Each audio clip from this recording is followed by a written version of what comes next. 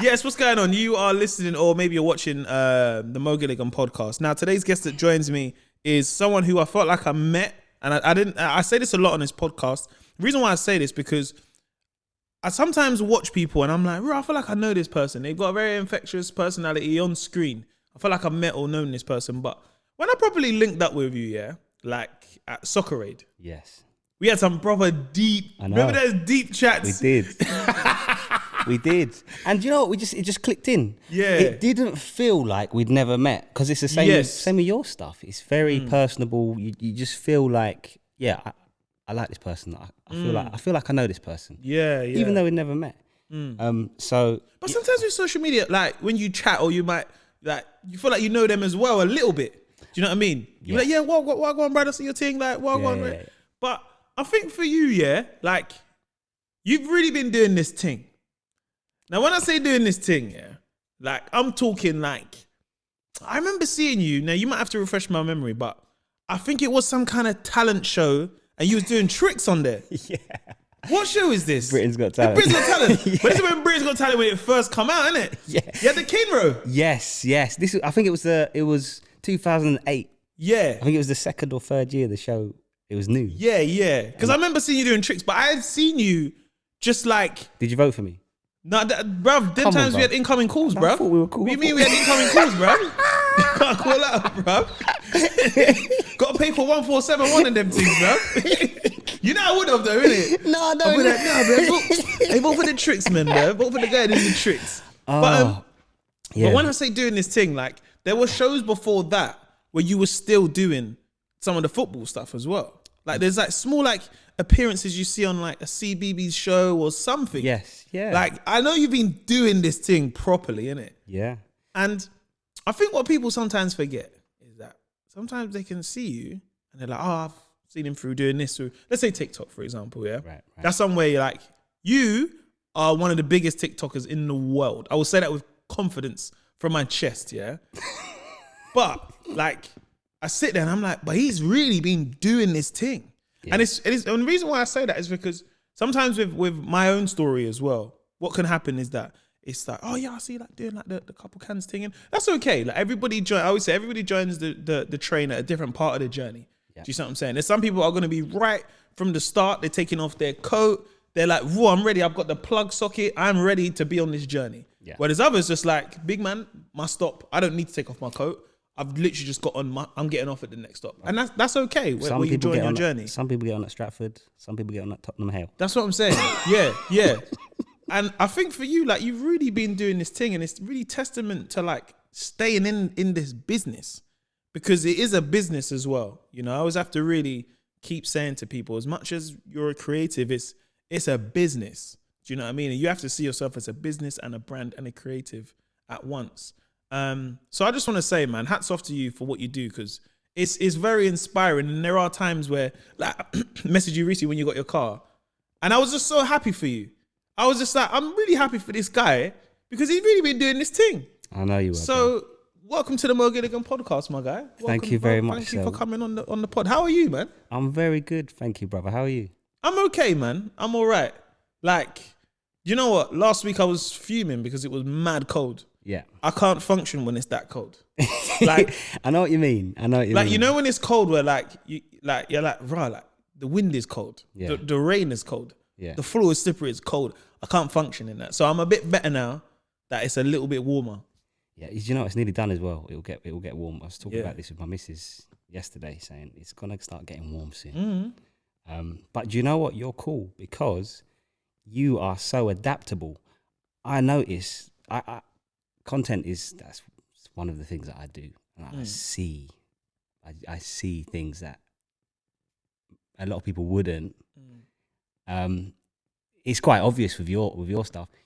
Half of your best performing videos on your Instagram, it's just you and a plain wall, bruv. Oh yeah. That is a skill. No, to be able to put a camera there, and you don't do cuts or edits a lot of the time as well. You just I like to do one take. Bruv, that's a talent. Big ups, man.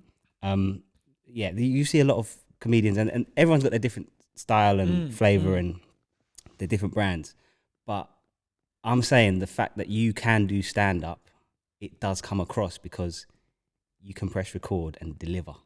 One take, done. Even if it's not one take, no edits.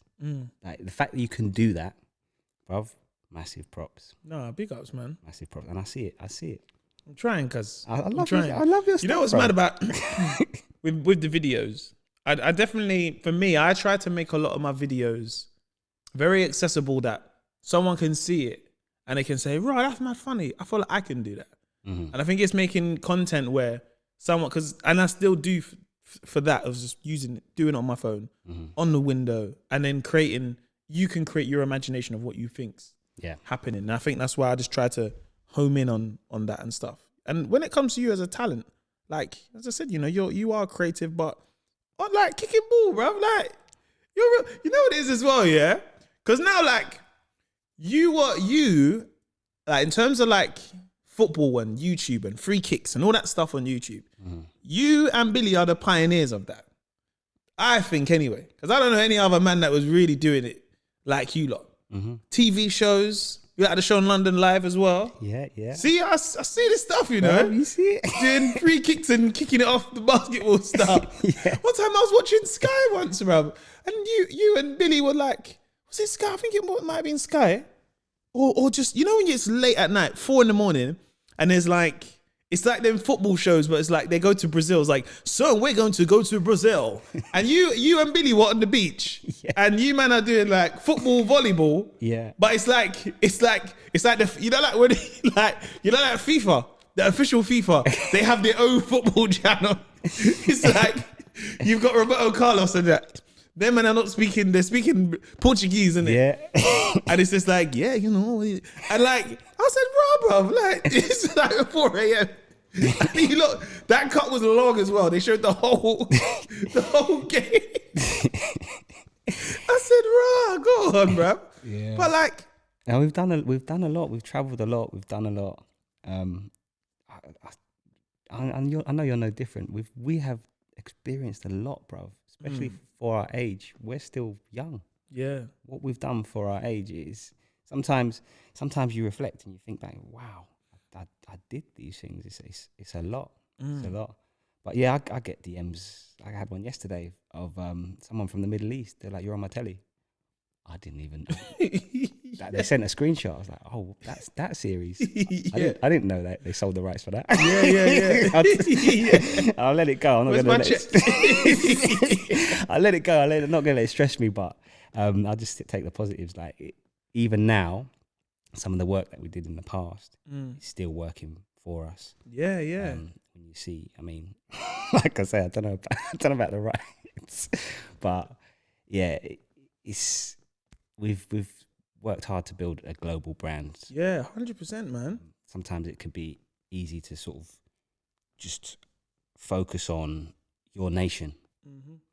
But if it works for you, why not go for a global strategy? It's a big, wide world out there. And I notice a lot of the things that you do, you tap into relatable content and relatable comedy.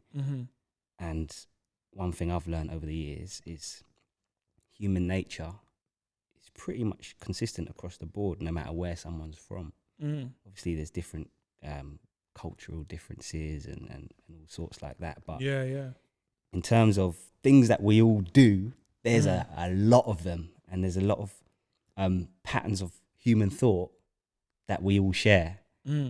And yeah, I see it with your stuff, and I do the same as well with my stuff, where you try and tap into stuff that is relatable for any human being. Yeah. So yeah, we've built a global brand, and yeah, we reap the benefits of that every day, which is good. No, honestly, man, hats off to you guys, because, and the thing is, like, there's that side, and then there's the side of like you guys doing stuff at, like, you know, going to Old Trafford at half time and doing tricks and stuff, which, you know what's mad, yeah? I remember I went to a basketball game in the States. I went to, I think it was the Knicks against the Detroit Pistons, yeah? The halftime, the breaks was the best bit. Bruv, they are firing T-shirts out of cannons. They go in. Dun, dun, dun. Dancers are coming on. They do it different. And I was like, bro, this is a vibe.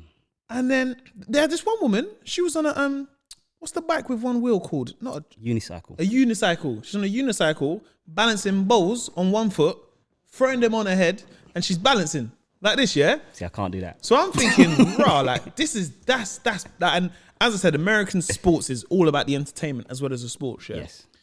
And I know what it's like going to a football match at half time and your team is 2-0 down and you're at home.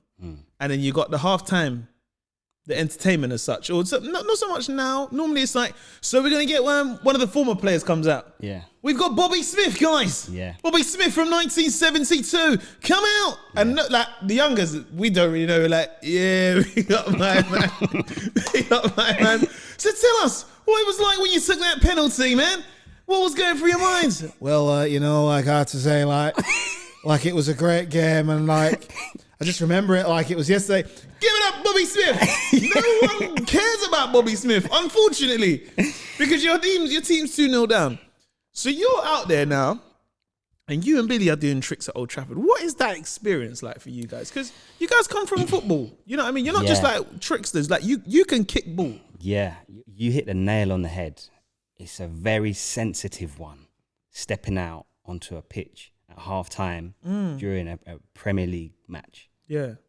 Serious business for the fans. Like you say, in the States, there's certain sports where they're there for the event. Yeah. Just the result. In the Prem, the fans are there for the result. They want to watch their team, they want to win. Doesn't go that far beyond that. Yeah. So when you're stepping out on a pitch at half time to do football tricks and juggling and put on an entertaining show, there's a different type of pressure with it.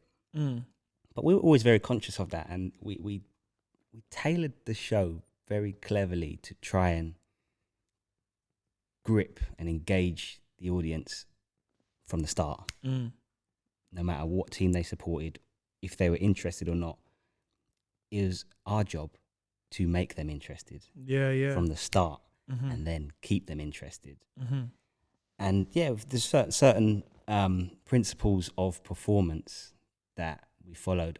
I mean, we studied some of the best performers in the world.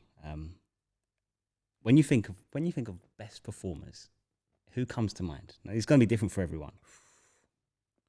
I think for me, I always see it from a comedy standpoint. Right. So I always look at performance of like comedy. For me, is like Eddie Murphy. Oh. Like as a comedian and a performer, a stageman, a craftsman, the way because I always say with comedy, you don't need to be the funniest, but it's the presence that you have on stage that can just make you funny and people will be tapped into you. Yeah. And watching Eddie, and I always say like, you know, Eddie, I've got so many favorite comedians, but especially watching Eddie, he was like, and he's one of the first like superstar comics. Yeah. Where you go on stage, man's wearing a red leather outfit. Yeah. Do you know what I mean? The 80s. Yeah. And he's got everyone's attention. He's told you about, look at my outfit. I know you can see like my dick's bulging out, red hair, all of that stuff. But he owns it in a way where for me, I'm like, rah, look at that craftsmanship. Wait, I remember like seeing Dave Chappelle a few times. What, live or? Live. I seen him in this room on this very stage. Is it? Yeah. Dave Chappelle came and performed here. Wow. That was mad as well because like I didn't even have a seat. I was standing over there on like a table. Wow. Just like trying to get a glimpse in it. Naomi Campbell was over there. Her phone went off in it because everyone had to have their phones in pouches. Right. Someone's phone went off and everyone's like, oh. And then Dave's like, yo, man, whose phone was that? And he's like, oh, it's cool. It's Naomi Campbell. That's my friend. Yeah. Bruv, you know when you see Dave, and this is why I say like, he's one of the best performers as well that I think I've seen. And I always say this is only purely through comedy. Because you see Dave, like, he will be on the stage and he's just like, you know, he's sitting there. You know, you can if you watch him, you can tell he's thinking of a joke. Gets his cigarette. He will give you a throwaway joke, which for me, that could be my best joke. And his throwaway joke is like, you know, everyone's busting up. You're like, oh, this guy is good, man. He's so good. Like, and I think that's when I look at people within their craft and stuff. And the reason why I think I always draw back to comedy is because it's one man, a mic, and an audience. No flashy lights, no DJ. Bro, you see what I'm saying? I asked you about this at Soccer Aid. I just have the utmost respect for someone who can stand on a stage and do stand-up comedy, like you say, just them, their body there, a mic. Oh yeah, man. Go. Yeah. Bruv. That is an unbelievable skill to have, and I don't know if I would ever be able to do that sort of thing. I think most people would agree that for whatever reason, standing on a stage where your job is to try and make the audience laugh, that's terrifying, bruv. Yeah. Would you ever do it? Would you ever try it? Potentially. I'm like that. You should try it, man. Bruv, I'm like that where if something is a bit scary, almost all the more I'll be thinking, all right, I acknowledge the fear. Yeah. I'm aware of you. Yeah. You're here. Cool. Yeah. I'm going to do it anyway. Yeah. But I don't know if it's my gift or my calling. Yeah. With you, it's very apparent. But you see what it is with these things, yeah? You should always just, not to say that you want to be a stand-up, but just be like, you know, I might just do it for a laugh. Because one thing I always say of comedy, yeah, is confidence. Absolutely. Like, that's what's made me better, is the more confident I got to tell the material I can on stage. Yeah. Crowd work, reacting quick. Sometimes the best thing sometimes when I do stand-up is when I said this. I had this one show, and like someone said something, and I was like, nah. I was doing like crowd reaction, and I was like, nah, man, that's dead. And everyone laughed. Like, I can't remember what the guy said to me. Yeah. I was like, no, that's dead. And then there was a guy, and then I said some joke, and I was like, what's your name? He's like, oh, my name's Keith. I was like, Keith is an Irish name, innit? Are you from Ireland? I tried to use accent. And then this guy was like, nah, that's dead. Whole audience are laughing, innit? Right. And I find that stuff so funny. I don't mind. I can laugh at myself. I can be I haven't got enough ego to be like, no, what's going on? Taking the power away from me. I love that stuff even more, innit? Don't get me wrong. Every now and then I get a heckler and stuff. Yeah. I can banter back with it. When I get a heckler that's rude, I'm like, don't do that, because now I have to embarrass you. I don't like him. I really don't like embarrassing people. Mm-hmm. I've been embarrassed. I know what it's like. But if you put yourself... They must know the risks. If you're some people don't. If you're going to heckle, you're putting yourself in that position where... You see what it is with a heckler, yeah? You got to know the risks. I've always found with a heckler, yeah? You got to remember, I might have the mic. Yeah. And I've got the spotlight, but they don't. So they think I'm in the dark. I can just say this. Yeah. You can't see me. Anonymously. I'm like, big man, I can see you there. I know what you said. Because sometimes you get heckled to say something like, sorry, what will you say? They won't say nothing. Yeah. But sometimes... What do you do in that situation? Do you ever follow it through? Or if they... No, not really. The thing is, all the heckles I've had have always been very memorable ones that I can remember. Right. Like, I had one which was quite rude. When I look back at it, I was like, I was a little bit rude. I remember I was performing and I was flowing. Yeah. I was feeling it. And then some girl shouted out, your flies are undone. Everyone starts laughing. And I was like, what? Well, come suck my dick then. And everyone was like, what? Black show, innit?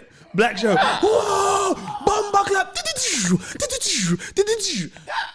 And were they undone? Huh? No, they was. Okay. And then I was like, well, I'm going to do the whole show like this now, innit? But for me... So you didn't even do it up? No. And then I kind of did a little bit. But that, I felt rude saying that, innit? I just felt rude. Like, it was a joke. She embarrassed me. I embarrassed her. But I felt like a bit of a prick by saying that. I could have said something better. But I knew there's a black audience. They want fire, innit?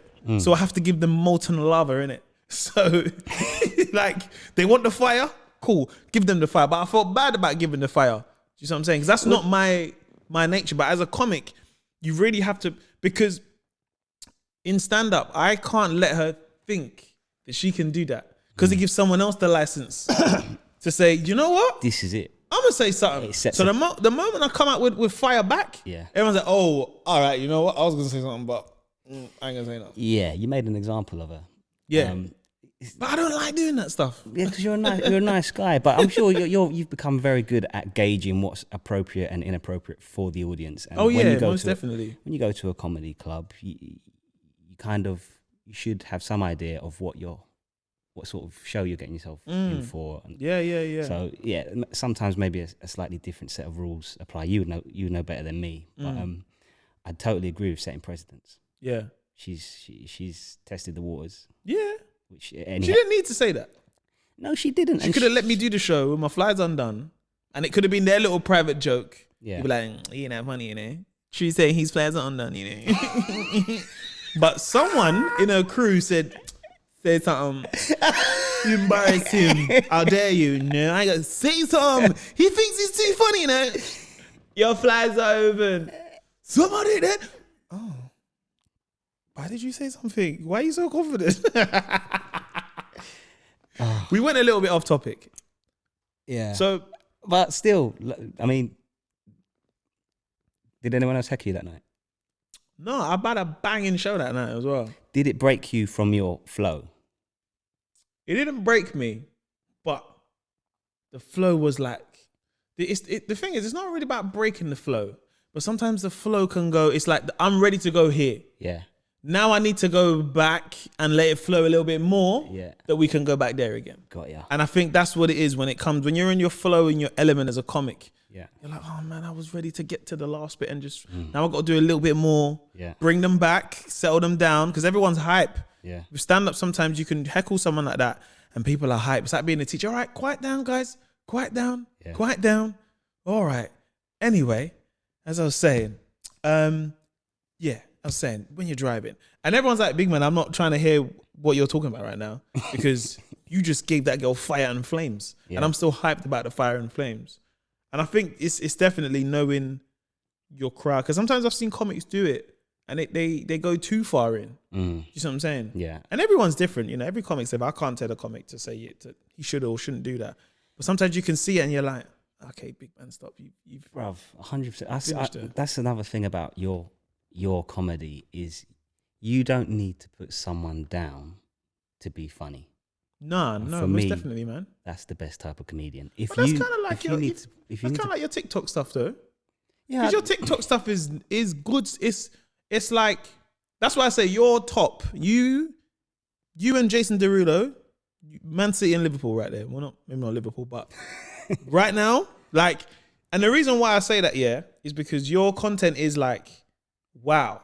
I could show it to my mum and she'd be like, wowed. But there's young kids that could watch and be like, wow. Then it's fun stuff that you're doing. yeah, You know, in a time where it's very easy to kind of be like, do you know what?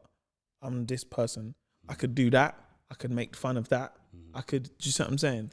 yeah. Well, for me, I've got the most respect for people who can be funny, entertaining, engaging, without having to step on someone to do it or put someone else down to do that. And that's what you do, brother. And that's what I try to do as well.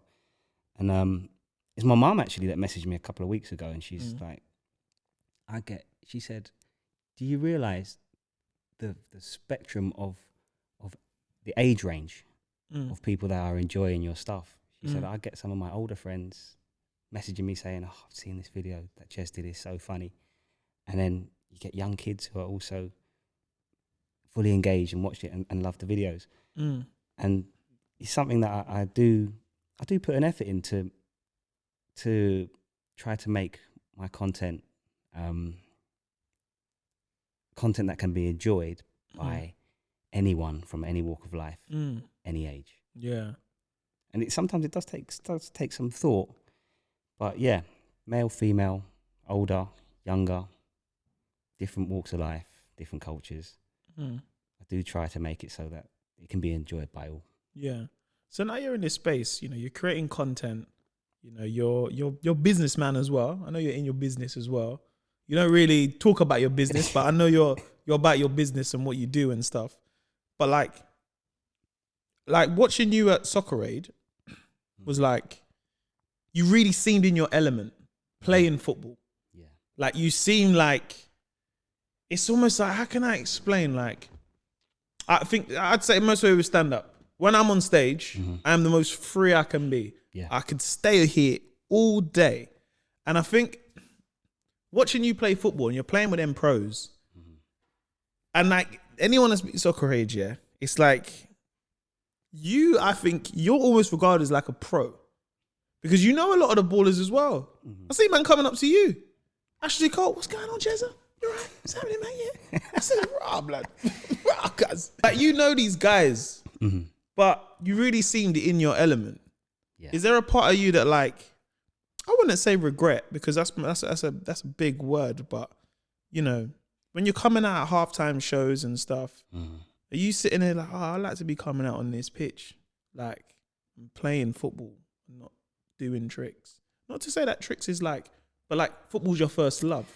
You know what I'm saying? Yeah, absolutely. You can't, I love the beautiful game. I love football. So if I go to a football match, a big part of me inside, no matter what football match it is, I'm thinking, I could do a job on this pitch. But in life, we have a certain path, a certain journey, a certain calling, and for whatever reason, that wasn't my calling. And when I was younger, maybe it was a little bit. There's something in you that would like to know how far could I have gone in the game. Yeah, most definitely. And even to this day, I do wonder. But then equally, you look at, as you get older, you start to look at the pros and the cons. And being a footballer is a very short-lived career. And you get a lot of footballers who don't know what to do next and can spiral into a dark place, depression. Yeah, man, depression, mental health is very big amongst absolutely. footballers, man. Also, it's very easy from an outside perspective to only see the pros of being a professional footballer. The money, the glory, getting to play football every day. True, absolutely, amazing perks. But there are some serious cons to being a pro, which for a pro to talk about, hardly anyone's going to be able to relate to it. Things like the constant scrutiny from the media. Yeah. Being dependent on a club or a manager or a chairman to renew your contract. You know, when falling in and out of favour with managers, with clubs. Because that must be mad hard. If you got one guy who's the manager and then he gets sacked and this new guy comes in, he's changing the whole system, you know? And of course, like, you know, they live very, they're financially rewarded for what they do. But it's only market value. Yeah. And I say this all the time. People are quick to say, he's a footballer, he gets paid too much anyway, or he's on way too much money. The market value is the market value. You watch a game, you're watching it on, say you're watching it on telly, Sky Sports. They're going to have sponsors. There's going to be adverts. You're going to have billboards around the pitch. You're going to have sponsors on the shirts. Left, right and centre, people are making money. Yeah. The footballers are the commodity. If it was that easy, anyone from the audience could step on the pitch and do it. Yeah. But much like with what you do with comedy, most people can't because it's a skill set. They've reached an elite level, which is impossible to do without working extremely hard. So they've worked extremely hard to get to that position where they are the commodity. A lot of money can be made from football. And they're fully entitled to their piece of the pie. For any man or woman to say he's getting paid too much, do you say that about the network? Yeah. Do you say that about the sponsors? Do you say that about anyone and everyone else in the process making money? Yeah, I think sometimes what I find unfair is where sometimes politics can go into football and be like, well, these footballers are getting paid and they should do something. And I'm like, but it's not their fault that they get paid this much. You know, if we want to talk about people who get paid a lot, you look at some of these bankers and you know what I mean? Like when we're going to lay off certain stuff, but people are still getting a bonus and stuff. And you look at how much the bonuses are, you're like, raw, my man got a £5 million bonus and they're laying off staff. Yeah. But it kind of gets swept under the carpet because it's like, well, yeah, like we kind of need them.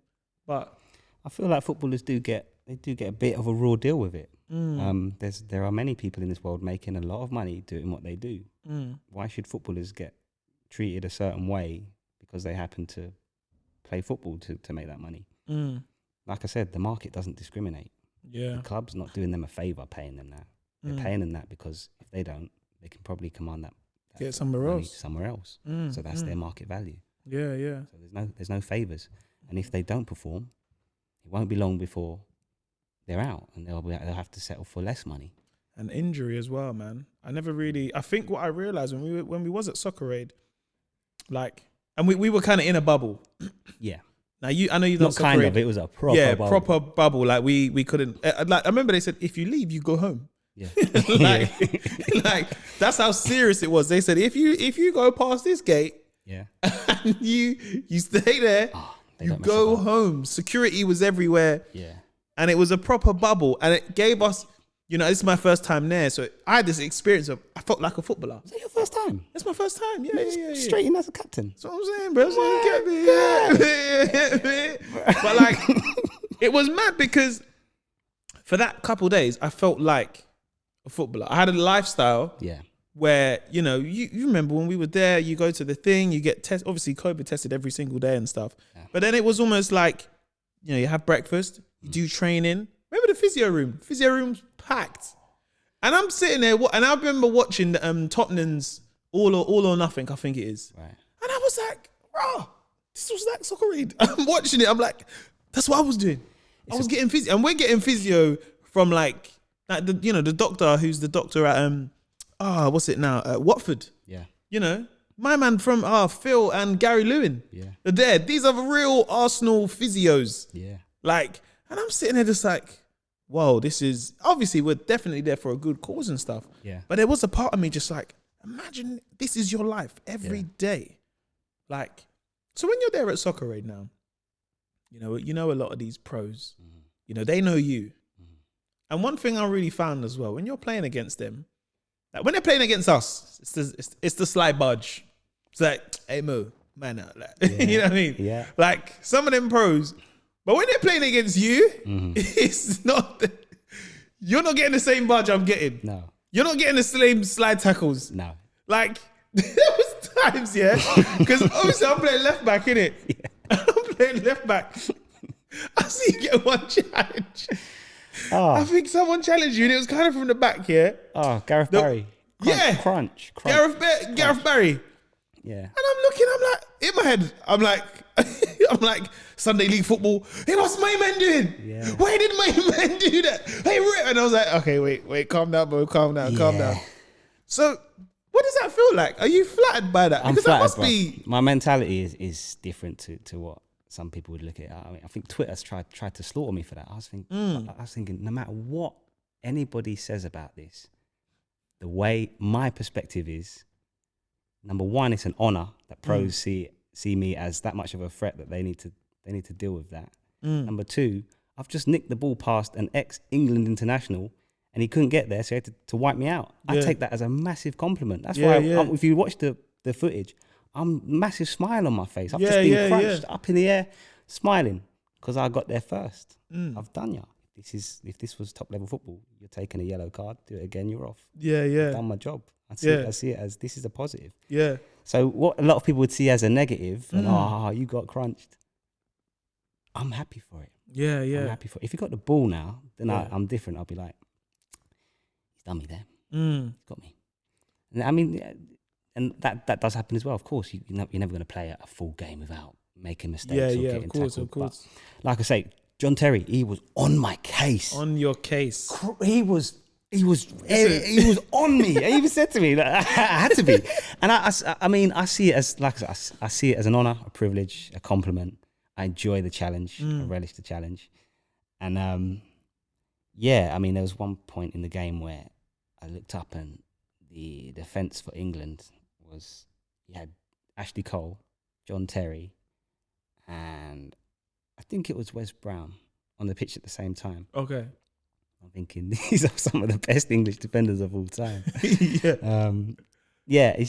so fun. It's so fun. I hope we get to do it again this year. Yeah, it was a lot of fun, man. Yeah. And it was mad because like amongst it, a lot of the footballers kind of chill with the footballers as such. Yes. Do you know what I mean? All the footballers.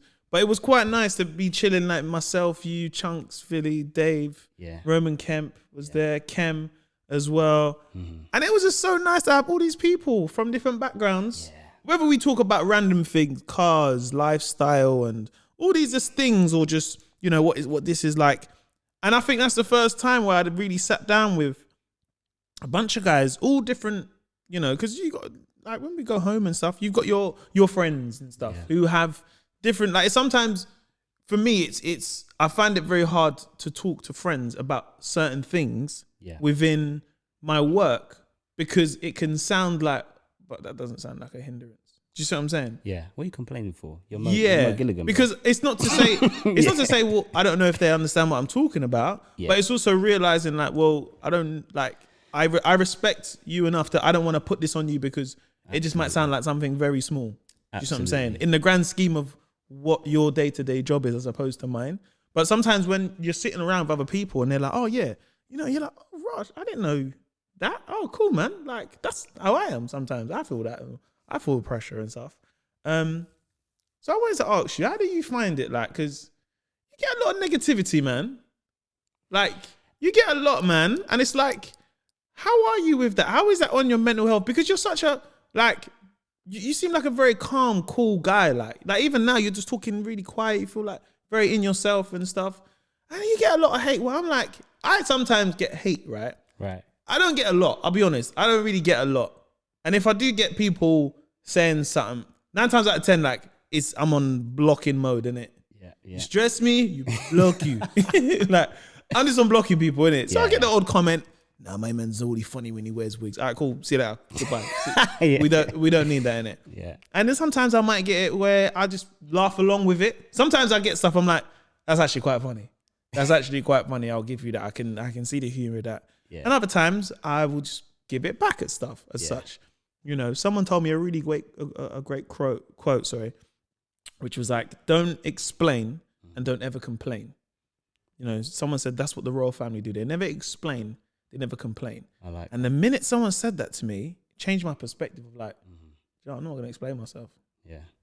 Someone's at me. You're not singer, man. Why are you guessing that name, mate? And I'm sitting there like, because it's a, do you know what? Let me not even say that. Let me not explain. Yeah. Let me not complain. But how do you deal with it? Because there's times where you've commented on my video.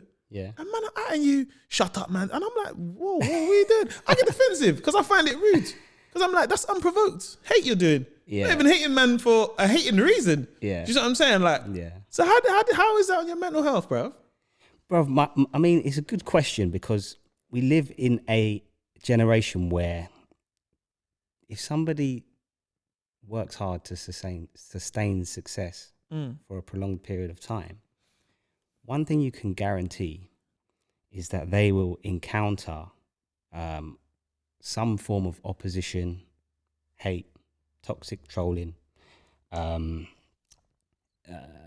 lies being told about them, you know, the media fabricating scandals. It's an unfortunate part of the world that we live in. It's wrong. It's not right at all. Relatively speaking, I don't get a lot of hate. I get a lot of love, and it's a ripple in the ocean.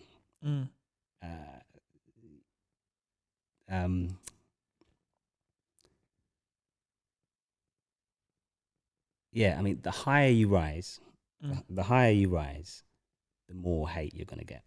You see it all the time.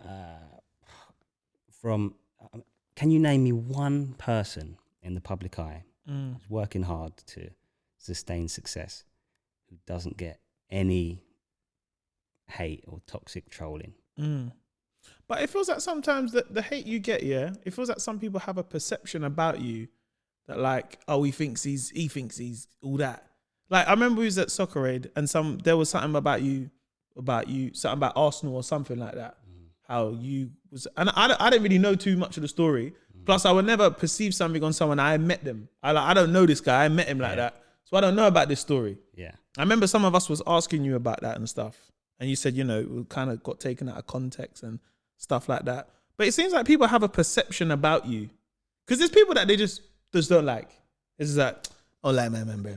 Yeah. His music's good, but I don't like my man, bro. You know what I'm saying? So with me, it was just like, No, big up my man. He's success and that. I just don't find my man funny. Like sometimes he forces it a bit. Like men's all laughing. What about you? Yeah, I'll get that. And I'm like, that's cool, innit? Like, that's fine. I'll most probably meet you in the street and I'll be like, what go on, brother? You cool? Yeah. You all right? Oh, right. Like, where's my man? But people seem like they have a perception about you. I'll be honest. As I said, like you're saying, I feel like I get more love and support than I do. I get very minimal. But I feel like the kind of negativity you get is people have a perception about you, which, like meeting you, I was like, well, that's not true though. Yeah. You know, like you will celebrate a goal or something at like Soccer Aid. He's like, hey, look at this guy, man. He's taking it so seriously, man. He thinks he's a pro. And I'm like, where did you get this, man? But at the same time, you're like, I would celebrate. If I scored a goal, I would celebrate. Oh, you can't win. You score and celebrate. Oh, he thinks he's a pro. He takes it so serious. Yeah. You don't score. He's not. He's not that good. He's not. Yeah, that yeah. good. There's always going to be haters and toxic trolling and And the funny thing is, a lot of the people that do that, in the same breath, they'll be trying to speak on mental health. It's dangerous, man. Bruv. It's very dangerous, man. Playing with fire there. The thing, I mean, like you say, we don't complain, but we're talking real about some of the things that are part and parcel. They shouldn't be, but they are, of being in the public eye and sustaining a level of success. I've had death threats, people wishing a painful death on me, wishing that I die of cancer, crash my car, and basically die.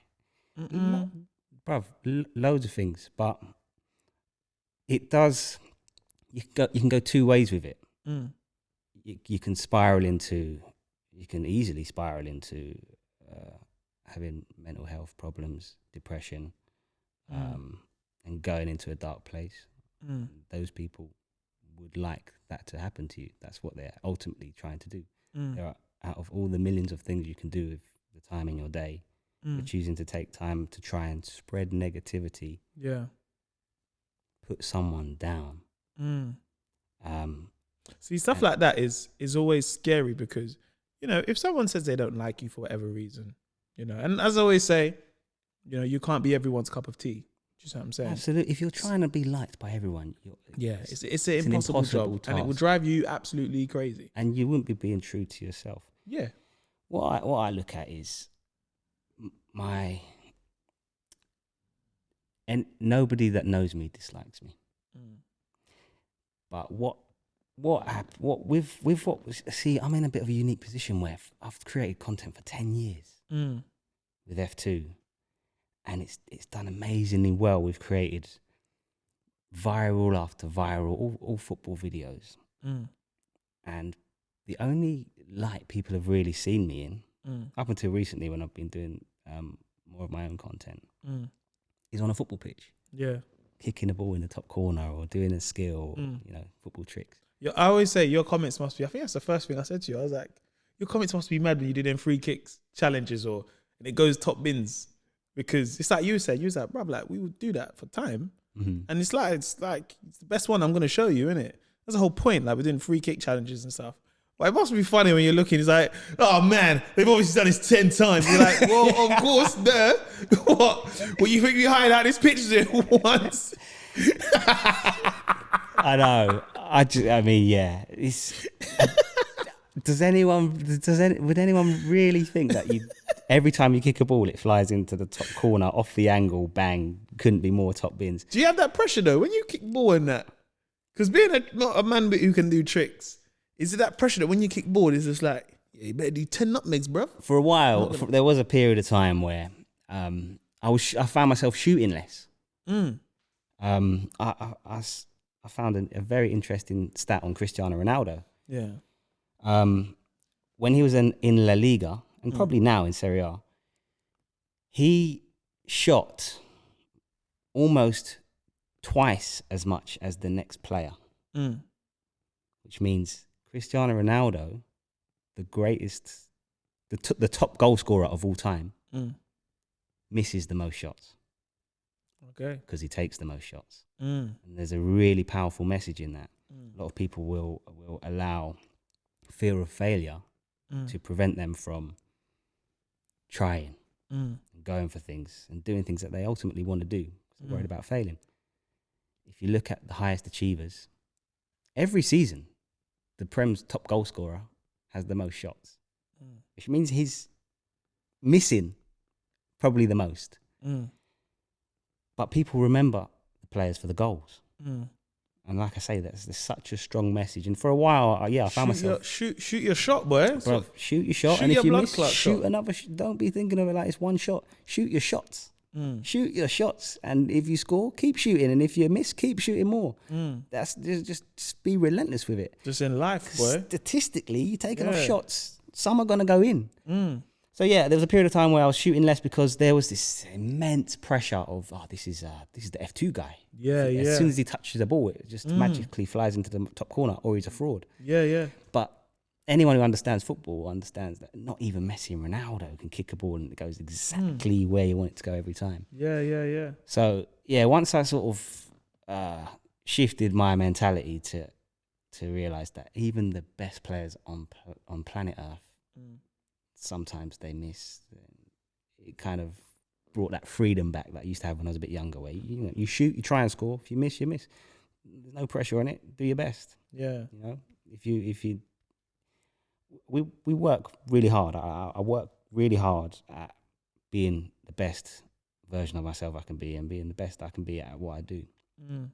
And you are gonna fall short sometimes. It's gonna happen. But that's part of the process. And you just keep plugging away. You keep trying to improve yourself. There's only so many a little bit betters you can achieve before you're hitting some sort of level of mastery or competence. It's the baby steps. It's the baby steps. So if every day you get a little bit better, those little bit betters add up. Before you know it, you're a bit decent. You're the best. And then before you know it, you're actually good. And before you know it, you're very good. And they all add up. So, pressure, heckling. Basically the same thing. I probably get as much, if not more, hecklers than you, because I can't respond in a comedic way to shut them down and make that statement which you've got in the locker. Because it's a different brand. If I'm on a pitch and someone's heckling, the only way you're at a charity game as well. Yeah, the only way to shut them down. I can't even tell man to suck his mum, bro. His mum's there. You can't even say that. Hey, bro, say your mum. Oh, that's your mum. Oh, sorry, man. Charity game. Sorry. Nah. You just all you can do is try to RPG them in the face with your success. So if they're trying to heckle you, banging a goal. Yeah. That is the equivalent. I think that's one of but it is one of the best formulas for success, because I know, when there's people that say, you're this or you're that. Yeah. And I'm sitting there, I'm just like, I'm still going to work regardless. And it's going to annoy you every time man pops up on the screen. I'm doing some stuff. We're doing a part of the campaign for Common Relief. Yeah. So I'm in some of the Sainsbury's and stuff, innit? Right. My big face. And you know what makes me laugh? There's a part of me that sits there and is like, I've got close friends, family, people that support me. They'll be like, it's Mo. Yeah. I like Mo, man. Yeah, man. I see this guy winning, man. Yeah. In Sainsbury's. That's my guy. But I also know there's someone else walking like, I can't get away from this guy, man. This guy, bro. Yeah, he's everywhere, man. Why is he looking at me when I'm self-checkout, bro? Let me just scan this PS5 as beans, bro. Yeah. Sitting there judging me. Yeah, what's even doing? He's not even that funny. He's only funny with a wig. Yeah. So then you started your career quite young, kicking ball. Like any, when you kick ball, it's a young career. How did it all start for you? Was you one of those, child prodigies that everyone's like, right, this is the guy? Was it something that kind of happened a bit later? How did football start for you? For me, it started with football. Okay. And then I started doing tricks. But football was the foundation, which put me in really good stead for the rest of my career so far. Because the brand that we've created with F2, it's not just based around football tricks. It's football and football tricks. It's all things football, shooting, Because there's mad challenge. You do some fun stuff where you got the one where you put the ball in the thing and it flies. Yeah, and you're aiming at the crossbar and stuff like that. Yeah, so it's all things football. So all techniques in football have played a massive part in creating the content that we've created to get to where we've got to, from shooting to long range passing, accuracy, skills, match skills, tricks, touches. So it worked out really well that my foundation was in football, because there's only so many hours in a day. There's only so many things that any human being can master. If you look at I look at it like our time is our budget. You were speaking about this a lot. You was telling me about this. Yeah. About how you value the time. I remember you said some mad stat. Time. There's only certain how was the stat you said about time? Because I remember it stuck with me. Let me get it up. You said there's a amount of time that you have. It's a in a day, one. bruv. The stat was mad. The stat was like the amount of time that you have in a day, what you get in a week, what you get in a lifetime. And he was like, that means whatever it is of my time of this hour. So I was like, oh, bro, I didn't clock that, Got to stop being late to stuff, bruv. Exactly. This is it. If anyone's like, this is really good for perspective. Yeah. For time. It's a little bit scary as well. But you should do audiobooks, You got a good voice for audiobooks. Someone else said that. You're very relaxing. You know the app Calm? Thank you. You should do the Calm app, bro. I've got it. You got it? I've got it. We should do that, man. Bro, I just feel like I'm doing therapy right now. Go on, talk to me. Do you know what? Quite a lot of people have said that. Yeah. You've not shouted once on this pod, bruv. I can't shout. Do you shout ever? Sometimes. I can't imagine you losing it though. I couldn't imagine Jeremy losing it. It can happen. I believe it's not a negative thing to have a switch in you. Yeah. But it's just knowing when to use it. And it should be very. But your calm is a different calm, because it's like you're the calm where you got to watch out for you calm guys. You're when it's kicking off, just leave him. Just leave him. You're like, big man, just walk away from this calm guy. Man's gonna pull out some Rambo sword and cut off man's arse. Revenge is a dish. I told him to just leave him. Now he's got no arm. No, I mean, a lot of times it is the quiet ones. Sorry, I interrupt so the time. So I was going to say revenge is a dish best served cold. Leave it for now. Sometimes because you got the Cockney twang as well. You should do some snatch films, man. Bro, I can do it, I can do it. So, in a 90-year life, how many days would you say are within a 90-year life? Now, I'm not saying everyone's going to live 90 years. Some will live longer, some will live less. But we use 90 as an example because that's a ripe old age. Yeah. How many days do you get? So that 40,000 days. 32,850. Oh, one far off. So, 32,850. Now, if I go on the calculator on here and we divide that up into days, so 32,850 divided by, I'll go 365, isn't it? Wait, that's not right. It's a big anticlimax coming up. Sorry, give me 2 seconds. 30,850. But just tell us the days and hours, blood. That's how many days. Oh, yeah. Just give me the minutes, blood. So we multiply that by 24, because that's the days. Start this again. I'm trying to deliver that with it. Right. Man, just give me the minutes, because man ain't got much time. Right. So 32,850 days. Yeah. Now we multiply that by 24 hours in a day, right?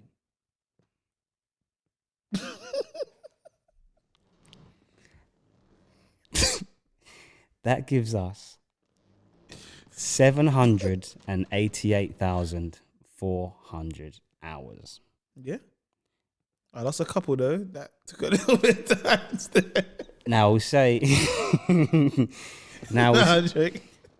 say you sleep for 8 hours a day. That's a quarter of that gone. So now we'll multiply that by 0.75. 591 hours, 591,300 hours. That's how much awake hours you've got to play with. Now let's talk. Now let's talk about lunch and dinner. I'm joking. I come with my granddad. I'm like, okay, granddad. So what are you telling me though? What, that man ain't got no time left? Because what I'm saying is, if you live to 90, you've got less than 600,000 hours awake to do what you got to do. So time is of the essence. That's enough time to do what you want to do, but that's why I say it's like a budget. 600 grand's your budget. You can have what you want. You can do what you want. You want to you want to be an elite gymnast. You can do that, but it's going to take a serious chunk of your budget. It's like it's mad when you say it like that, though. It's like fantasy football. You can have Ronaldo, but he's going to take up so much of your budget that the rest of your team's going to be deficient. Windass and them, man. Exactly. Yeah. And if you look Snodgrassed. Exactly. But big up them guys, though. No disrespect to them guys. Yeah, exactly. I know what you're saying. When you're doing fantasy football, you're like, boy, bruv, you make your choice, and it's different for every person. But everything comes at a price. So if you look at any elite performer, to get there, LeBron James, Kobe Bryant, Cristiano Ronaldo, Muhammad Ali, Anthony Joshua, they're elite. But to get to where they've got to, they've had to allocate a huge chunk of their budget, time, effort, energy, to achieve that level of competence and mastery in their field. So it would come as no surprise if LeBron James is absolutely shocking at football. Yeah. Why would he be good? He doesn't need to be, and he's probably spent minimal much time into the exactly, and that's his choice, and he would make that choice again and again. And that's so vital, because when you're saying about time, it's like before I done when the videos, I banged out stand up. I was doing shows everywhere and anywhere. Yeah, and I think I never really understood the 10,000 hours thing until you come out from the other side. And you're met with a challenge, and you're like, well, yeah, I can do that because I've done this. I've really practiced stand-up comedy. I've been doing stand-up since 2019. Yeah. So since I was 19, that's when I started doing stand-up. So people sometimes forget of how hard 10,000 hours is. I don't know if it is 10,000. Some people, it might be a little bit less. There's differing opinions on it. It's kind of been seen by many as the standard, just a good benchmark, good measuring post, which it is. But upon further studies, they actually say that it can be less. The quality of the hours is also a factor. That's true. But this is something I want to ask you. So you are a specialist. You're a master in your craft. You're an expert when it comes to comedy. How...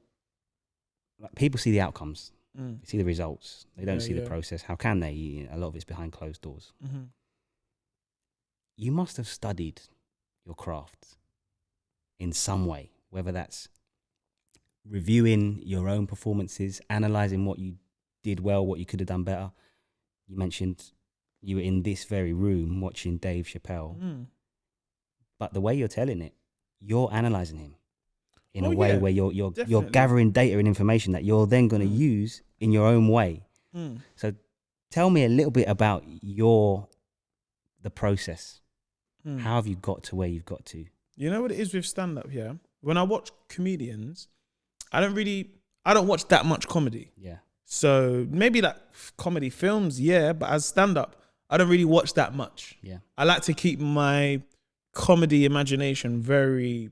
like blank as such. Yeah. But, if I come here to watch with my friends, I want to always watch some comedy. Yeah. Don't get me wrong, I like to laugh. I laugh most probably like a quarter of my day is me laughing at something random. I think I laugh a lot more now than I used to because I'm maybe in a better mindset and place that allows me to just really laugh at the small things. Because back then when I wasn't in a good place, nothing was funny. But just real life stuff is going on. So it's hard to laugh at like the small things. Do you see what I'm saying? Whereas now I'm just like, just laugh at it. It's just life, innit? Do you see what I'm saying?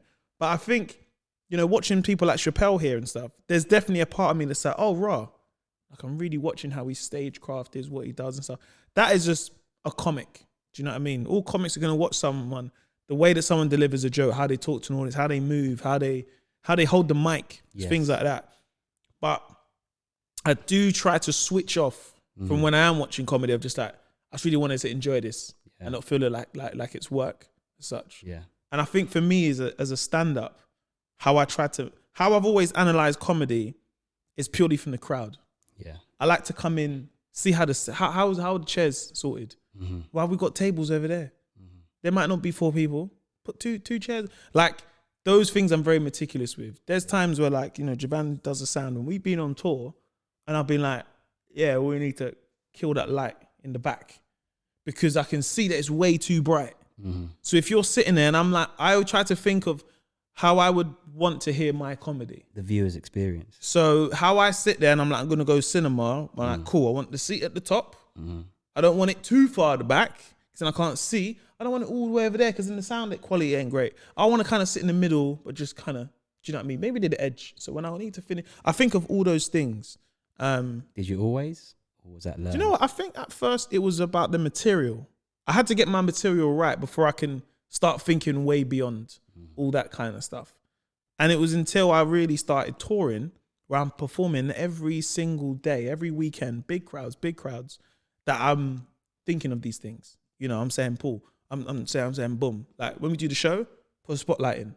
We got to make it real dark. This bit I'm going to start really quietly because this bit I'm delivering, I can't whisper, but I can't talk like this because I'm talking really quietly because then I'm going to go really big and take. So I would always try to, and I think that for me comes more from a performance background. Do you know what I mean? It's looking at the next stage. You know, I was speaking on the pod recently with Reggie and it's almost like times where I've been performing, doing stand-up, and I'm telling a joke that I've told so many times, but my head is in the next joke. So I'm performing, I'm telling this joke, everyone's laughing, but this brother ain't laughing. So I'm like, all right, cool. What I'm going to do with this joke now, I'm going to go to this side of the room. You're going to feel my presence a lot more now because you're not really laughing. Right. I'm not going to look at him in his face because that will make him already, I'm like, I ain't looking at him. It's like you get a dog, you look at a dog in the face, it'll either bark at you or it will look away. So I know if I'm delivering this bit of content, I'll kind of want to get him involved now. Even if I just reference something. And I'm like, trust me, you know, yeah, raving, bruv. You go to toilet. Big man, you know it's like you go to toilet and my man's talking to you. If he gives me that nod, I'm like, cool, you're not laughing, but I've got your attention now. You're engaged. Or if I see someone on their phone, I'm going to then go, let me go over to this part of the stage. I'll see with your phone and I can see the phone flashing. I don't know what's going on in that phone, but I'm going to do my bit of comedy to this side of the stage. So everyone laughing around them and my presence is there that she then has to say, oh God, he can see my phone. Let me put my phone away. Yeah. Don't want to get targeted. I don't know what's going on. Yeah. And I think that's only coming more of that's just purely a confidence thing. Do you see what I'm saying? How I've got more confidence to understand the room that I'm in. You know, I've done tour shows where there's been a fight. I remember once we done a show in Birmingham and a fight broke out. This is towards the end of my show. Yeah. I'm about to do the last bit. If you've seen the Netflix show I've got, I do this bit with music at the end. I'm just about to get to that bit. And what I do with the show, it gets up here, I bring everyone back down. And then I'm like, we're about to go, whoa, because the show's going to end now. Yeah. It's got to end with vibes, energy, and a bang in it. And then something happened. And when I say a fight, it wasn't a big fight, but just a little scrap. A little ruckus. You know, what are you saying, black? Yeah. Little something happened, thing. And then someone even shouted, I was like, someone's fighting up here. Already, I know what that can do as an audience member. There's people in the audience like, rah, is it going to kick off? Yeah. Because I want to go now. They're not in comedy. You remember, the thing is what people don't realize, when you're watching stand-up comedy, you're not really thinking of a lot of other stuff. Some people, if you don't find it funny, then you're just like, I can't wait to go home. But towards the end of the show, you're like, oh my God, this is so funny. Is it going to end now? Because, oh no, he's got one more. Oh, is it going to end now? He's got one more. So people start getting into that mentality. It's like, it's going to end now, but I don't know when. When's the last joke? So I know this has happened, and this scatters me. Yeah. Because I'm like, oh man, I've got to address what's happened here. But I want to just close the show on a good vibe. Right. And that's times where, you know, when that show happened, I was just like, come on guys, don't do that. We're here for fun, innit?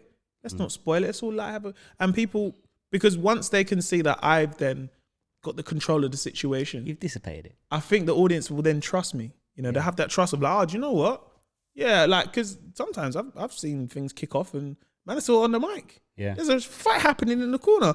So, Jesus, really hot outside, isn't it? Jesus. Like I've seen this happen. Do you see what I mean? And I think it's like you're saying, like you really have to put that 10,000 hours into your craft. You know, when you're playing football, yeah, like, you know, you're at this place now where you're creating TikTok, you're playing football, you are doing tricks with football. You're doing so much things that football has brought you, you know, your lifestyle, your business, people that you meet who are like most probably your long-term friends and stuff. But how is it when you are meeting some of them footballers?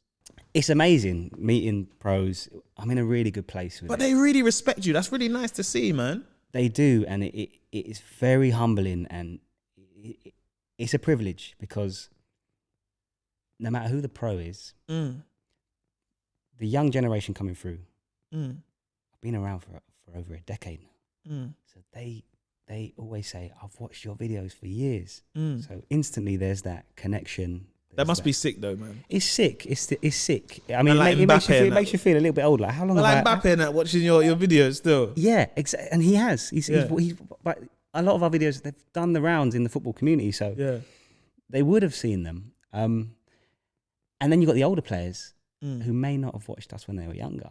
But they've got kids now.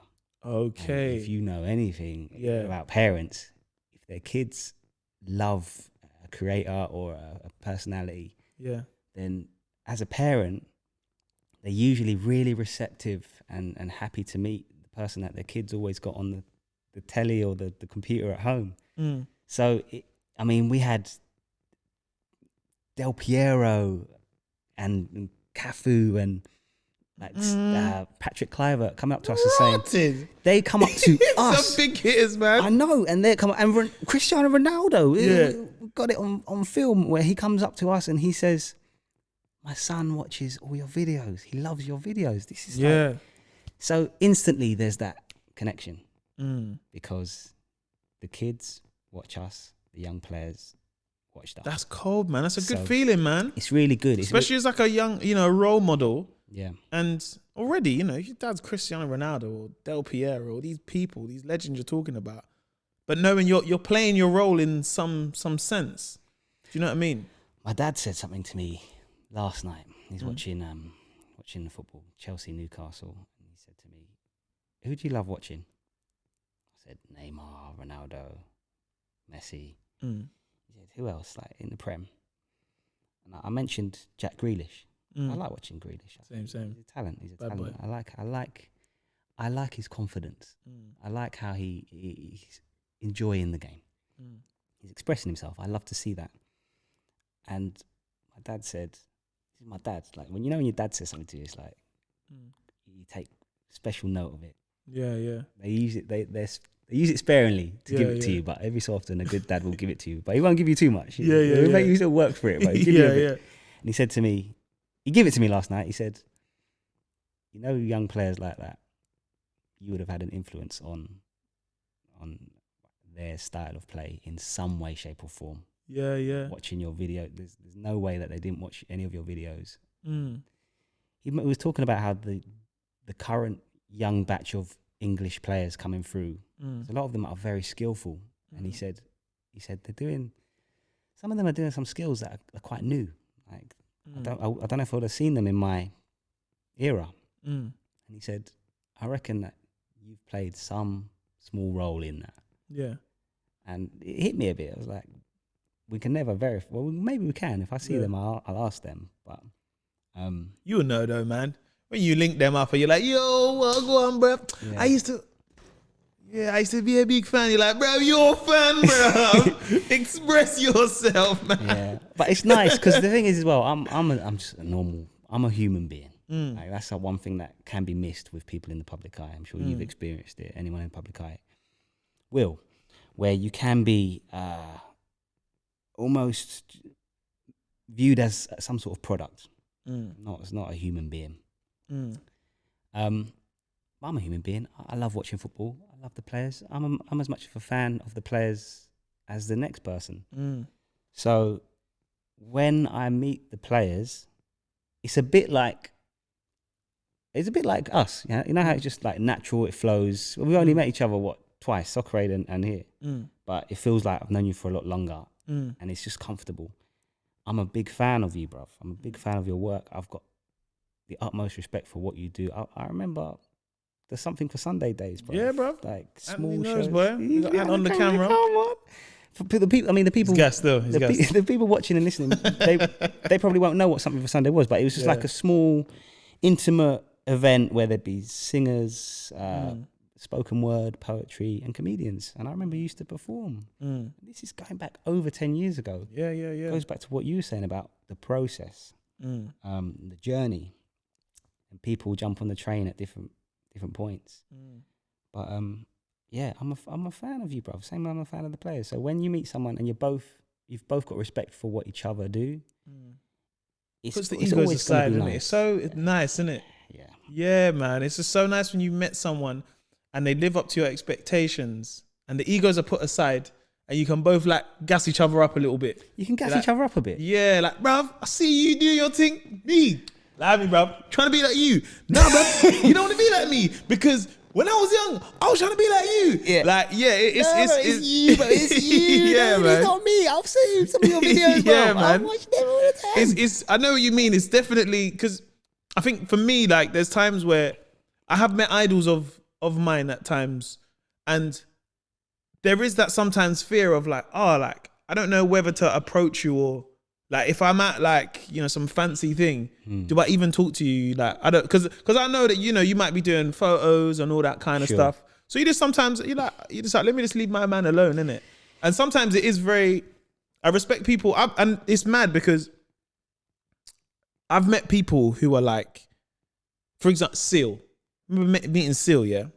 Me and Seal, weirdly enough, we share the same birthday. Really? Yeah. Every time it's our birthday, we wish each other a happy birthday. We've been doing this for the last 3 years. So when it's, yo, what's up, Seal? Happy birthday. And then he messaged me back, happy birthday, my guy. Hope you're having a good one. Bro, that's big. Yeah. That's like, you know, like one thing you can really gas and boast about, yeah? Yeah. So now, That's Seal, bro. when I met him, I'd never met him before. I know the music. Bad boy musician, never met him before. When I met him, it was like, yo, Mo, this is my guy. Couple of cans. I'm there with my mum as well. My mum's put arms out for a hug as well. And I was like, raw, big Seal, you know? He invited me to a show and all this stuff.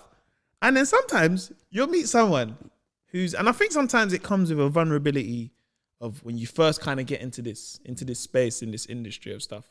You meet someone who's kind of starting out, and you know, whether they're young, I think sometimes the age can play a massive factor in it as well. Where you'd be like, yo, well, go on, big man, you're right, man. I see you doing your music, like, keep it up, man. Yeah, safe, man. Well, go on, chill, safe. Yeah. And it's sometimes it's always testament to someone's personality, because sometimes some people are very shy, they're very guarded and stuff. So I'm always respecting of some people's personalities, but sometimes I see that and I'm just like, man, you got a long way to go in this space, because sometimes I think sometimes longevity in this industry and in this scene means you have to kind of open up a little bit, you know, just being like, yeah, well gone, cool. Because then what happens, you get this reputation. My man's a dickhead, you know. I met him, and my man thought he was too nice, thought he was too cool. Absolutely. You know? I mean, I think you hit the nail on the head there. Each case is different, but you are an excellent communicator. It's interwoven into the fabric of what you do. Oh, big ups, man. You have to be a good communicator, whether you've studied it, whether it's nature, nurture. You are an amazing communicator. You can do what, you know, did a study, and it's one of people's biggest fears, public speaking. Oh, yeah, massively, man. That is a communication art form that very few have mastered. Most people fear, and you're elite. Not everyone's going to be on that level, and some, it will take time. So I know you understand this. I'm not like, we both would have experienced it, where some people are not the best communicators. And I don't know if in this day and age, with the emergence of social media, if it's potentially affected how some young people communicate face to face. I don't know. I'm. A lot of people like to bash social media.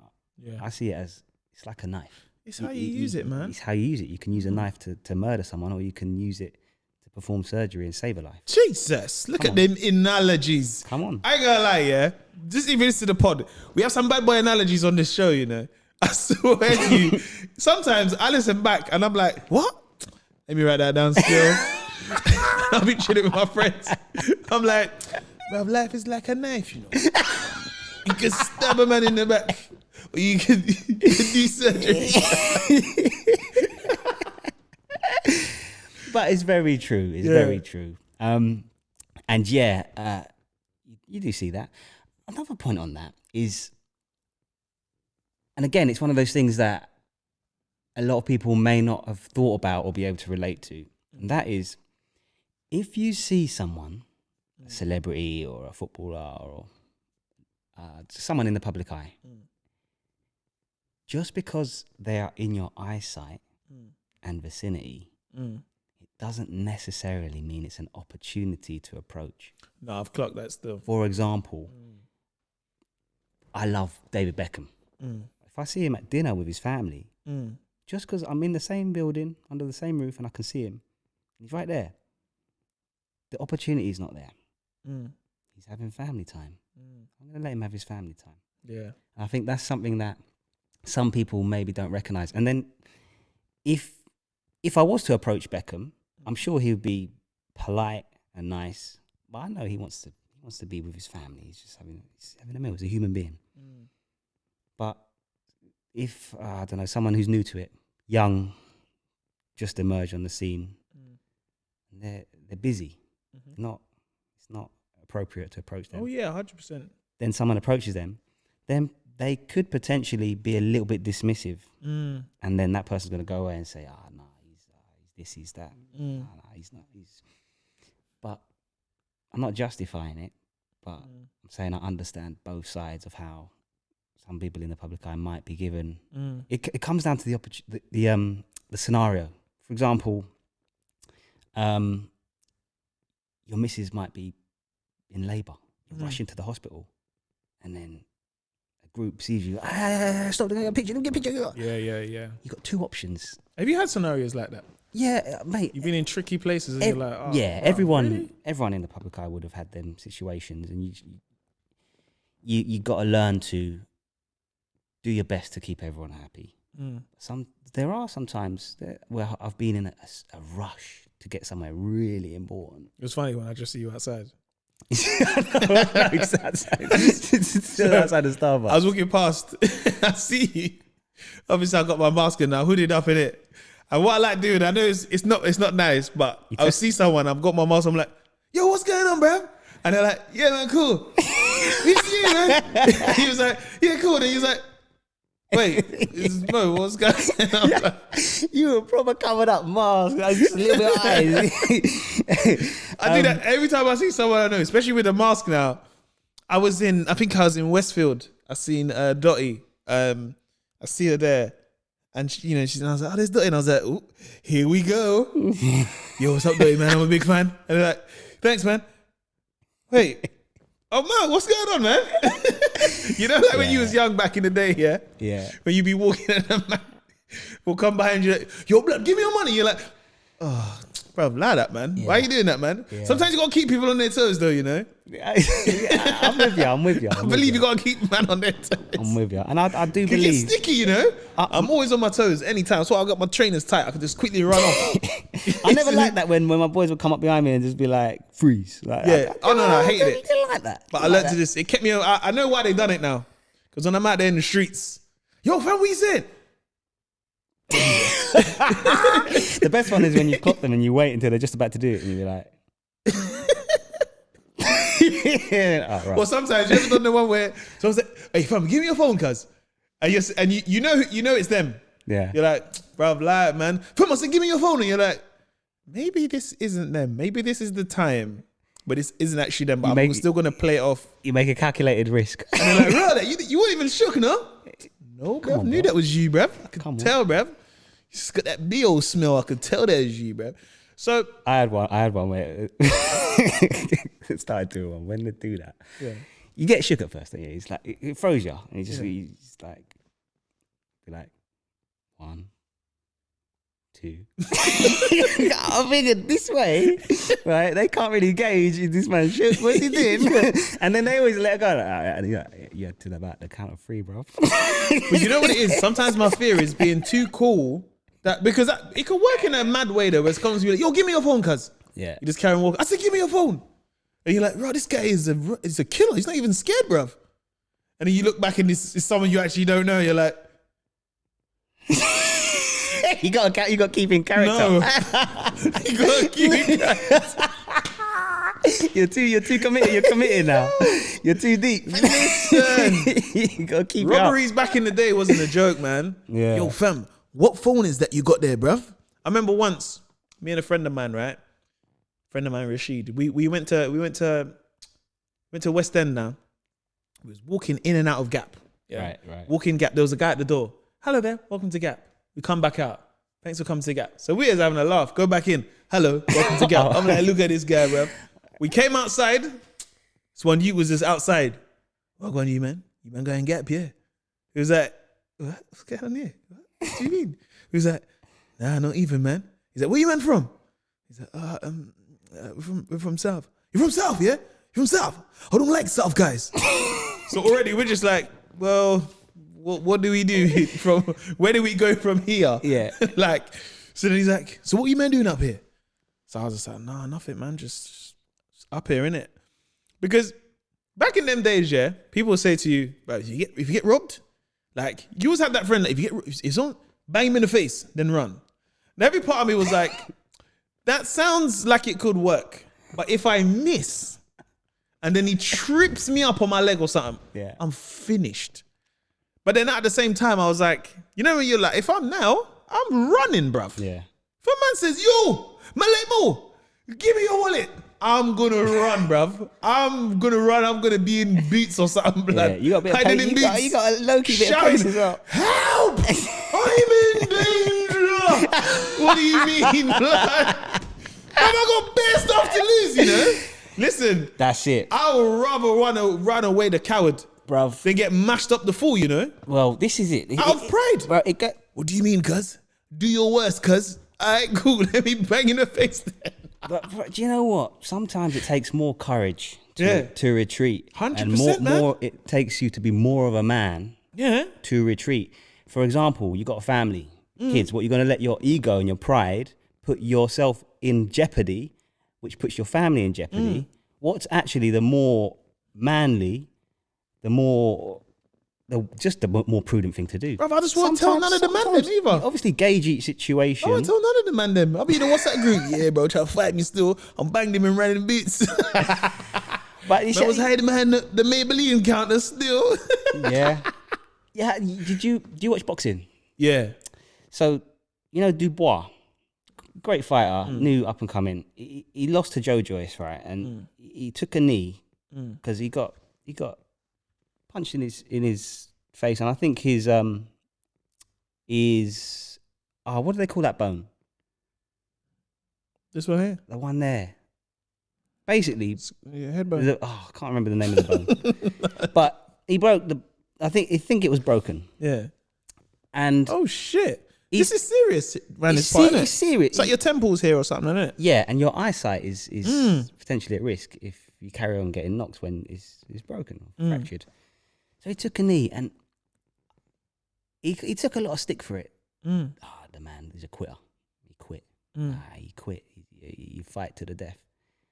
But do you? Like that, man. To the death. I was looking at it thinking, To the death. I get it. And Is this Roman times, bro? I understand the culture in boxing of you don't quit. I'm not an advocate for quitting. I hear that. But by not quitting in the boxing ring, he could have been quitting on his Life. eyesight, life, Yeah. future family, being able to fight another day. So there's two perspectives. Okay, maybe he took a knee in the ring, but maybe he just took a back step so he can take more forward steps in the future. He could have had his career ended if he carried on fighting. It would have been noble, courageous in some respects, but in other respects, very silly. Yeah. Because that would be your last fight when you could have come back stronger and become a champion. No, it's true. You have to just. So yeah, You see when you see getting into any kind of madnesses now. Like now, it's long. I've got family. I'm trying to do loads. I'm trying to do so much stuff. Yeah. Positive stuff. Yeah. I see. I'm paying council tax. I'm on the electoral roll. What do you mean, bruv? Yeah. You think I need to get into this madness, bruv? Mm-hmm. Do you know how long it is when you got to go to court? Oh my gosh, bruv. Do you know how long that whole process is of going to court? It is absolutely long. When you got, do you know what? Can we drop the charges? Do we have to go to court today for that thing that happened 3 years ago? Yeah. Yeah, you've got to go, man. Do you know what? I can't be asked, bruv. Yeah. I'll hide away in boots, bruv. Before we wrap this up, yeah, I just wanted to say, like, honestly, man, it's been so good having you on the pod because you're like, even like, also, we didn't even touch on it. Piano, bruv. Ah, yeah, yeah. Gotta give you, I haven't even seen you play piano, but the way man were talking about you, piano, Dave, the way Dave was talking about you, how you play piano was like, this guy? Piano? Is that what you do when you're just not kicking ball? Is that like what you do just to relax? Like, Yeah, because you got a fully fledged studio in your house. fully fledged studio in my house. Yeah. Built it myself. Yeah. I'm a musician. I've been playing piano for over 20 years. Yeah. And I produce as well. Mm. But you know what? If you do one thing well in this life, a lot of people will be very quick to pigeonhole you and to brandish you as this is you, this is what defines you. Mo's a comedian. Yes, Mo's a comedian. But Mo is also more than a comedian. There's more to you, your personality, your life, who you are as a person that defines you than just being a very good comedian. But I understand that. And a lot of people understand that, but a lot of people don't. A lot of people will be completely closed off to new chapters, different ventures. Yeah. Mo can't do this. He did comedy. Irrelevant. You don't know what time, effort, energy Mo's investing in his days to mastering a different craft. I practice every day. I've put well over 10,000 hours into practicing, studying music and music production. I just haven't really shown it much yet. Yeah. But more and more people in the industry know about it. I'm gonna do stuff with the music. Yeah, we'll see what that looks like. But it's exciting. It's exciting. But like I say, every day, the little bit better. I don't spend much time in my comfort zone. Every day, I'm working to become better in some way, shape, or form, making myself uncomfortable. I have a comfortable life because I have uncomfortable days consistently. Discipline plus consistency, unstoppable combination.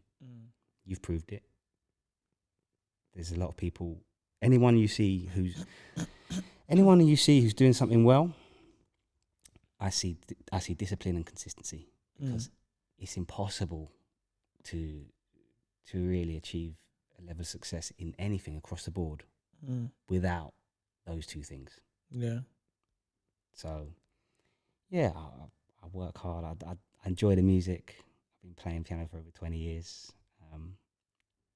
We'll see what happens with it. Yeah. It's a passion. I can tell, man. The way you talk about it and the way that people were talking about you playing piano. Like, I remember Chunks in Philly, there was like, what? Have you seen my man? I felt left out. I was like, I need to see this, man. I need to see my man playing, man. But honestly, Jeremy, man, it's been such a pleasure having you on the pod. Thank you for having me. Honestly, thanks for doing it, because I know I did kind of hit you up kind of late as well. Do you know what I mean? Normally we try to get everyone in as soon as possible. So I thank you for doing it on kind of such short notice. Do you know what? I get asked a lot to do a lot of podcasts. I'm quite selective with which ones I do. The reason why I'm doing your one is, number one, support the team. Number two, I've got unlimited respect for you and what you do. And number three, there's that level of trust there. Like you say, we haven't known each other for that long. Do you know, at Soccer Aid, I spent the most time with you. Yeah, 'cause we were talking deep. Yeah.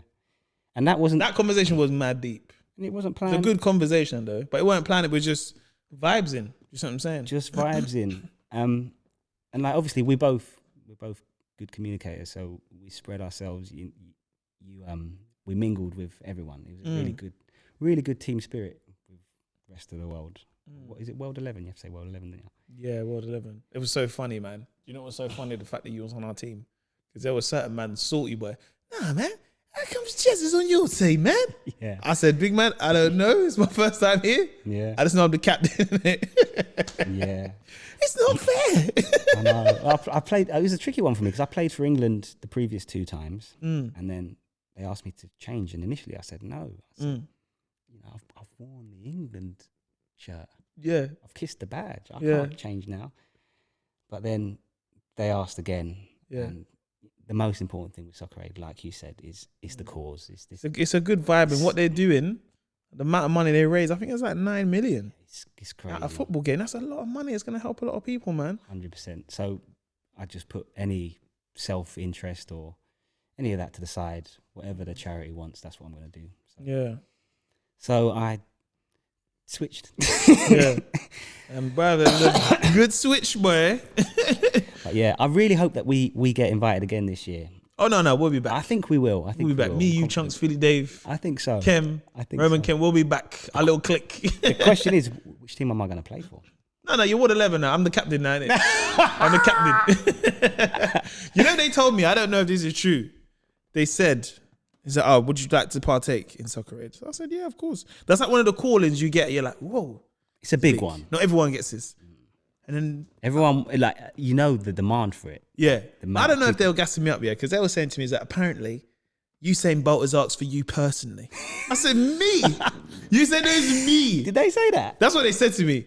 I don't know if they're gassing me up. But either way, I was like, man, when man sees Bolt, we're brethren, in it. Bro. Because I need to see what we're talking about. Yeah. What going Bolt we saying?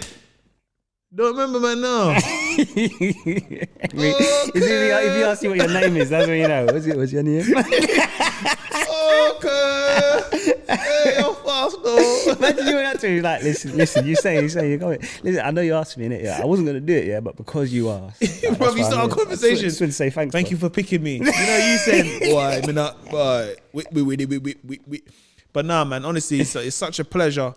And, like, I just hope that you, like, going forward, as I said, you built this brand up. And yeah, I just wish the best for you, man. Just like a nice guy, man.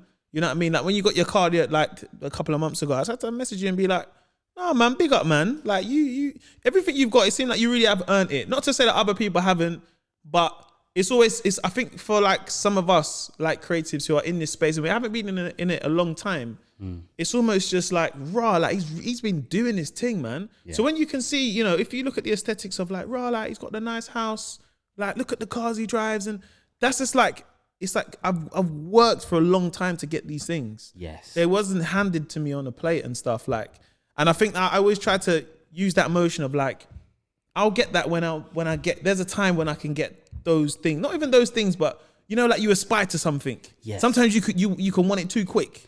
Bruv. And then you get to a place where you're like, yeah, man, this is like, I've worked for this. And honestly, it's testament to yourself, your character, and just, you know, just like myself, I find it very inspiring. Thank like you, massively inspiring. So likewise. Yeah, man.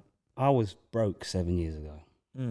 And at the time, it's annoying. You just want a bit of money. Why am I always in my overdraft? Oh, that's mad when you're in the overdraft, bro.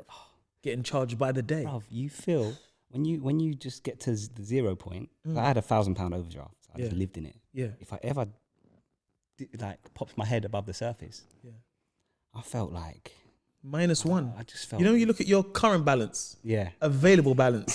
Yeah. Wow. Yeah. That is a humbling experience. Yeah. Because you're looking at this, you're like, it's available. But big man, it's not really mine. The bank can say tomorrow, you know what?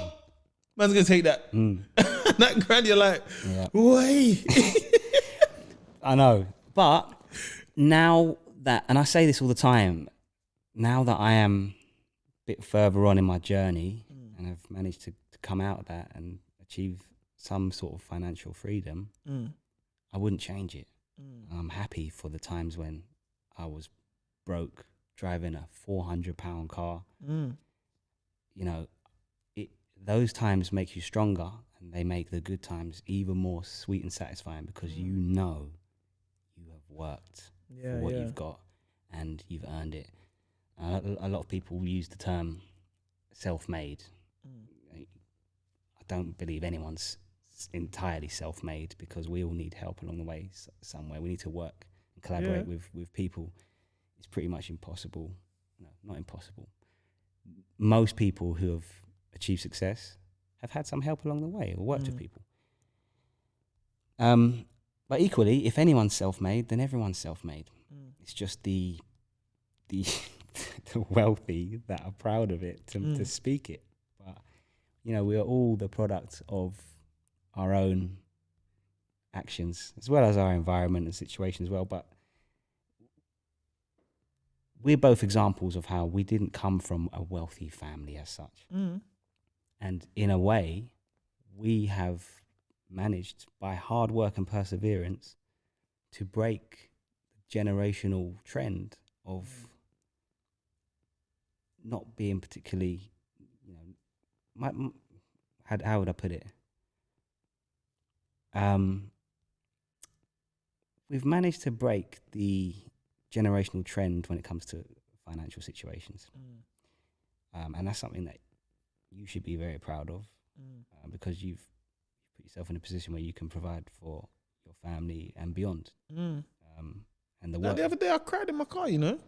Did you? I couldn't believe I'm driving this car, bruv. I was crying, bruv. I was listening to a banging tune at the same time. Yeah. Do you know why, yeah? But would you have cried if it came easy? Most probably. I ain't gonna allow us to be crying. I'm like,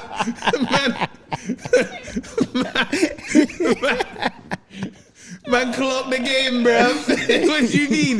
No, the other day I fully cried in my car. Yeah. Not like bawling out tears, but a little tear came out. Because the song I was listening to, I remember listening to this same song on the bus. Yeah. It's just one of my favorite songs, isn't it? Yeah. I was just sitting on the bus. What song is it? 63. You know the 63 bus? Right. I used to catch, I'd be going to work. Aston Martin music. Right. Rick Ross with Drake. I just love that song. Right. And I said, one day, I'm going to drive my dream car and I'm going to play this song and it's all going to come back to me. Come on. And it came back. Yeah. And I was driving. I said, yo,